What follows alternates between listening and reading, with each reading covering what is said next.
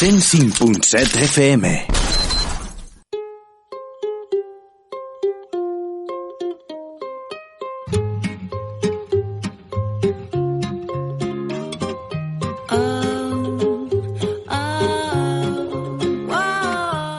Tiempo para la literatura en A Diari, y hoy nos acompaña en este espacio el periodista y escritor Miguel de los Santos, quien nos presenta su nueva novela Cabalgando sobre un caballo de cartón, editada por Sargantana, y donde nos cuenta una gran historia de pasiones encontradas, donde los acontecimientos históricos ocurridos en España desde el reinado de Alfonso XIII hasta mediados del siglo XX influirán en el destino de 3 generaciones de una familia. Pero no vamos a contar más detalles, ya que queremos que sea el propio autor el encargado de hacerlo. Buenos días, Miguel. Todo un honor poder compartir estos minutos de radio. El placer es mío, Julio. Encantado de estar contigo y con los oyentes de Radio Manises. ¿Qué tal? ¿Cómo está? Bueno, pues estoy bien. Encantado de ver cómo va funcionando la novela y de haber podido contar una historia que ya desde hacía tiempo tenía en la cabeza, pero bueno, han tenido que transcurrir 2 libros más y otros 2 que tengo pendientes para poder conseguir que viera la luz, gracias a Paz Navarro y a todo su equipo de Sargantana. Miguel, podemos decir que su vocación o tu vocación por la escritura fue precoz. Sin embargo, la irrupción en el mundo de la narrativa literaria ha sido tardío. ¿Por qué?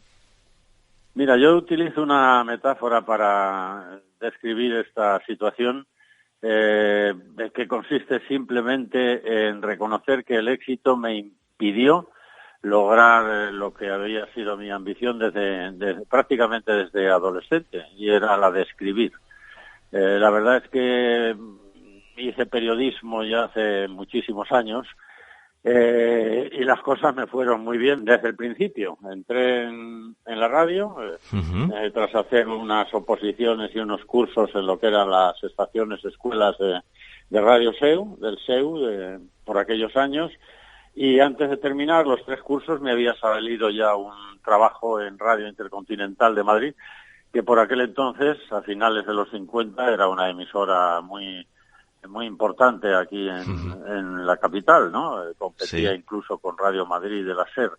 Y bueno, me fui para allá y a partir de ahí me fueron rodadas las cosas, y el tiempo no me ha permitido dedicarme a lo que era mi verdadera vocación, que era la de la narrativa.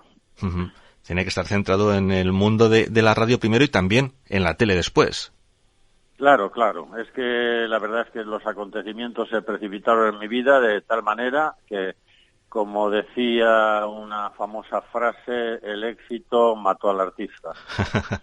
Así que bueno, puedo aplicármela, aunque lo de artista me parezca presuntuoso y no me lo deba adjudicar, pero bueno, el éxito tanto en la radio como en la televisión, y la cantidad de trabajos que se me vinieron encima, los viajes por todo el mundo, en fin, mi condición de reportero, entrevistador, me alejó ya de la paz que necesita una persona para sentarse a reflexionar y a escribir todo aquello que tiene en la cabeza. La cuestión es que no había tiempo, pero una vez superados los 80 años, decidió publicar Relatos de mi memoria, una obra de corte autobiográfico donde pues cuenta sus experiencias profesionales. Así es. Son 33 relatos que en realidad me vinieron a la mano a sugerencia de quien en aquel momento, y tengo que decirlo así en tiempo pasado porque desgraciadamente es una persona que se ha llevado por delante el COVID, como tantas otras, el presidente de la Federación de Asociaciones de Radio y Televisión, que era buen amigo mío, venía siguiendo los artículos que publicaba en nuestra revista profesional, que se llama Antena, y un día vino a visitarme con un editor para proponerme que me pusiera manos a la obra y escribiera un libro con todas esas experiencias que relataba en mi columna de la revista. Y bueno, era muy distinto lo que tenía que hacer para configurar un libro, pero al final, con cierta pereza ya, por la edad, me puse manos a la obra. Y desde entonces no lo pude dejar. Dije, esta es la mía, ahora tengo tiempo, ahora tengo recuerdos y tengo un bagaje suficiente como para trasladarlo a los libros y bueno, empecé por ahí. Relatos en mi memoria fue un libro que funcionó bastante bien y bueno, quedé satisfecho. Y luego vino la primera novela que tuvo la desgracia de coincidir con la aparición de la pandemia, con lo cual su recorrido se vio cortado prematuramente, pero entre tanto me surgió la oportunidad de publicar Cabalgando sobre un caballo de cartón y aquí estamos con ella. Muy bien. ¿Qué supone para ti escribir? Bueno, pues supone la confirmación de lo que fue mi vocación desde niño y también el placer de poder hacer partícipes al gran público de una serie de ideas, de historias y de enfoques de vida, que eso es muy importante cuando has llegado a las alturas en que yo he llegado de mi vida, en fin, con tantos años y tanta experiencia acumulada, pues la verdad es que tienes un equipaje suficiente como para llenar la maleta de una novela o de varias, que es lo que estoy haciendo. Por tanto, es una plenitud y una satisfacción. ¿Y cómo nace la idea de esta nueva novela? Bueno, pues la novela está inspirada en la figura de la persona que más ha influido en mi vida, mi abuela paterna, cuya historia me tuvo en vilo por ese afán del conocimiento de los hechos misteriosos que envuelven la vida de la gente, ¿no? Y la vida de mi abuela, según yo iba captando desde niño, me parecía verdaderamente romántica, interesante, apasionada, y estuve buceando en ella prácticamente la mitad de mi vida, con una hermana mayor mía que en fin, se enteraba de todas las cosas de la familia, y sobre todo llevado por algo que me tenía en aquellos años de mi infancia y de mi adolescencia verdaderamente inquieto y desconcertado, y es que mi padre tenía 2 hermanos menores que él, y el apellido de mi padre era de los Santos, obviamente, pero mis tíos se llamaban González de los Santos. Por ahí empezó el interés y dije, ¿cómo es posible que mi padre tenga un apellido y mis tíos tengan otro, ¿no? Algo pasa. Y bueno, aquí pasa algo. Y lo que pasaba es que tras la vida de mi abuela hubo 2 amores importantes que subsistieron hasta el final. Uno, el del padre de mi padre, que es uno de los protagonistas, vamos, en él está inspirado en uno de los protagonistas de la novela, don Álvaro, que es un diplomático, y luego la persona con la que se casó finalmente, que era un vecino del pueblo, un hombre humilde pero bueno, que la quería desde niña, y ahí, bueno, todo eso se entrelaza con los hechos históricos que sucedían por aquellos años, en fin, la pérdida de las colonias de Cuba, Puerto Rico, Filipinas, la guerra de Marruecos, la proclamación de la Segunda República, y en fin, habiendo un diplomático de por medio, como era el caso de uno de los personajes, pues el amor suyo por Carmen, que es como se llama la protagonista, pues empieza a tener inconvenientes y problemas. Eso precipita los hechos en un pueblecito pequeño donde se desarrolla la historia, que es una pedanía de Ciudad Real, de la provincia de Ciudad Real, y bueno, se crea una especie de matrimonio de conveniencias para la niña, pero la niña ya, en fin, ha tenido sus amoríos con el diplomático y ahí, bueno, viene... pero yo creo que la novela difiere con mucho de lo que suele ser el típico triángulo amoroso, porque los resultados no son los mismos. Aquí no hay nadie que sea el villano de la historia. Los 3 personajes centrales son gente de corazón, gente buena, gente de aquella época, incluido el diplomático, que aun perteneciendo a una clase social superior, la verdad es que es un hombre de honor y hasta el último instante intenta cumplir con su compromiso y casarse con ella, pero los hechos históricos se lo impiden. Esto es, en fin, es una historia, yo creo, de buenas intenciones y de valores que algunos de ellos, desgraciadamente, la sociedad moderna en la que vivimos se los ha comido, se han ido perdiendo. Y Miguel, ¿por qué ese título? ¿Tiene algo metafórico? Sí, exactamente. Mira, hay 2 razones. Una de ellas, porque el caballo de cartón equivalía en aquellos años iniciales en los que comienza la historia a lo que hoy podría ser para un chaval una PlayStation. Era el mayor deseo de un niño, el mejor juguete, ¿no? El caballo de cartón. Uh-huh. Y luego lo más interesante, que es donde viene la parte metafórica que tú me sugieres, es porque es como transcurre la vida. Si nos paramos a pensar, nuestra vida está llena, es todo un vaivén. A una gran alegría le sucede un dolor y viceversa, de manera que nos vivimos como si nos balanceáramos en un caballo de cartón, que no arranca nunca, no cabalga, pero nuestra imaginación de niños hace creer que sí, que estamos cabalgando, cuando en realidad la vida tiene ese vaivén constante que nos va regalando y que, bueno, es indescifrable. Como te digo, hay una pena y a esa pena le sucede una alegría y viceversa, así vivimos.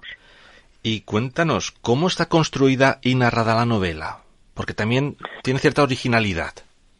Sí, la novela, lejos de lo que suele ser habitual, en este caso cuenta con dos narradores. Uno es el narrador objetivo, el típico que conocemos, el que cuenta las cosas en tercera persona y es el que se encarga de describir los lugares, los personajes, las situaciones, el estado social de la vida en España, etcétera, etcétera.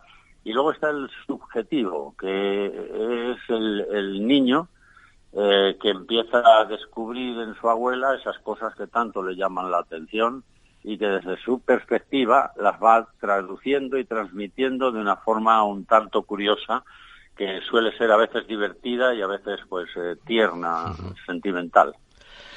Otra de tus pasiones podemos decir que es el realismo mágico, de la cual también se impregna esta novela.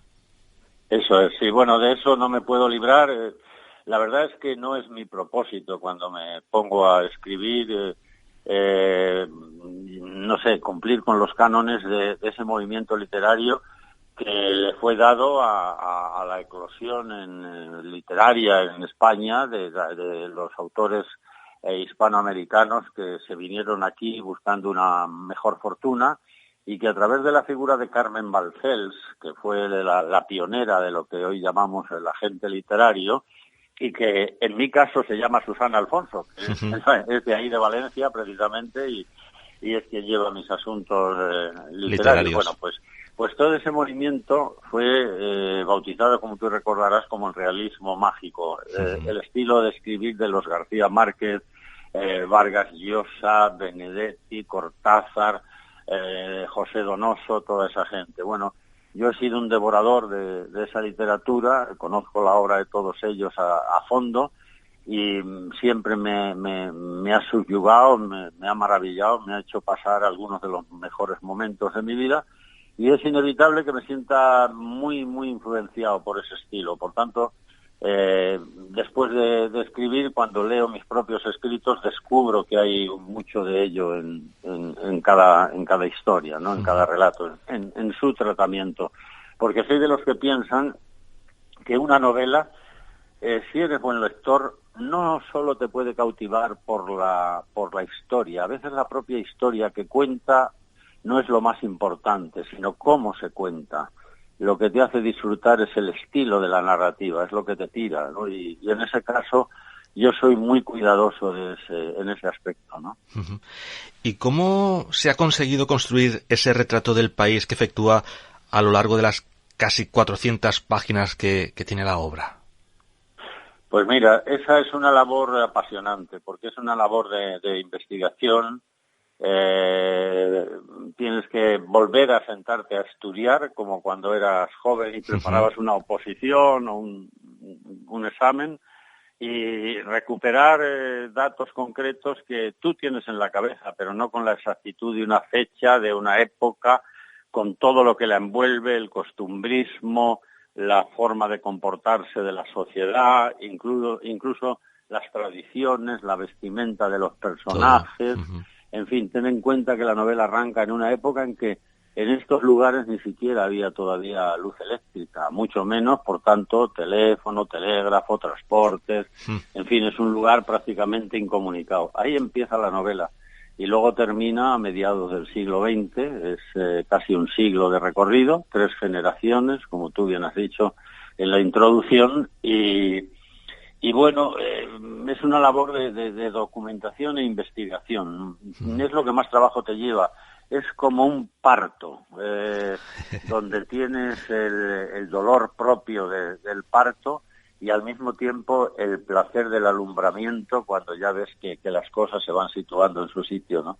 Ajá. Bueno, también podemos decir que en la novela se incide en la importancia de la familia. Sí, la familia es... en realidad, en el fondo, es un canto a la familia, pero no hablo de la familia en cuanto al núcleo estricto de padre, madre, hijos. Hablo de la familia en toda su amplitud.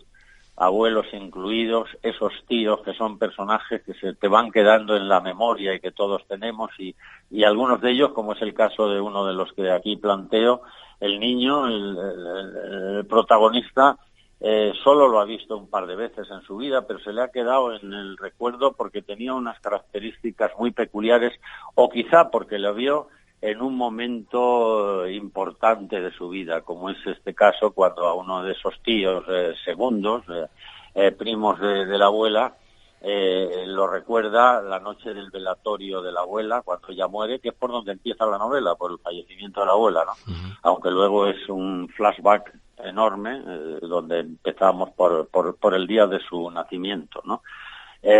Bueno, pues es la familia en toda su extensión, en todo lo que significa y representa, y es una defensa de la importancia de la familia en la vida de un ser humano y de todos ellos juntos, claro. Y bueno, ¿a qué público va dirigida? Mira, fundamentalmente yo creo que esta es una novela, como se diría, como viene a apuntar en el prólogo el propio Luis del Val, que hace una metáfora cinematográfica. Es una novela para todos los públicos, porque es una novela limpia, sin maldad. A mí, algunos amigos del ámbito cultural con los que me relaciono y tal, me han dicho, es que en esta novela nadie es malo, nadie es el malo. Digo, bueno, como verás, en determinados momentos no hay nadie con nombre concreto que sea malo. Es la vida la que a veces nos hace malos, ¿no? O da la sensación de que somos malos. Por tanto, va dirigida, es para todos los públicos, aunque yo creo que la gente que más se emociona es gente a partir de los 50 años, porque se reencuentra con algo que ve que se le ha escapado de las manos y que, si bien es verdad, era menos potente, menos enriquecedor como que puede ser la sociedad de ahora, sin embargo tenía unos valores muy bonitos que bueno, con el crecimiento de la situación social, económica, política, etcétera, etcétera, pues se han ido perdiendo, se han ido quedando en el camino para ganar otras cosas, ¿no? Eso es inevitable. Pero bueno, yo creo que a la gente que más les satisfará es a los cincuentones, de 50 para arriba. Bueno. Aunque yo, por ejemplo, tengo un nieto de 30 años que se lanzó a leerla, porque es muy aficionado a la música y a la literatura y todas esas cosas, y me llamó enseguida a decir, estaba emocionado, a decir, abuelo, era así la vida, de verdad. Y le digo, pues así era la vida, hijo. Qué bueno. Una novela para todos los públicos y que nosotros desde aquí, desde A Diari, queremos recomendar. Miguel de los Santos, ha sido un placer compartir estos minutos de radio y toda la suerte del mundo para Cabalgando sobre un caballo de cartón y para esos nuevos trabajos que están ahí ya preparándose. Muchísimas gracias. Muchas gracias a ti, Julio, y un saludo muy cordial a todos los oyentes de Radio Manises y de toda esa comunidad, a la que aprecio mucho porque he pasado muy buenos veranos ahí, etapas de descanso. Un abrazo, Julio, gracias. Hasta pronto.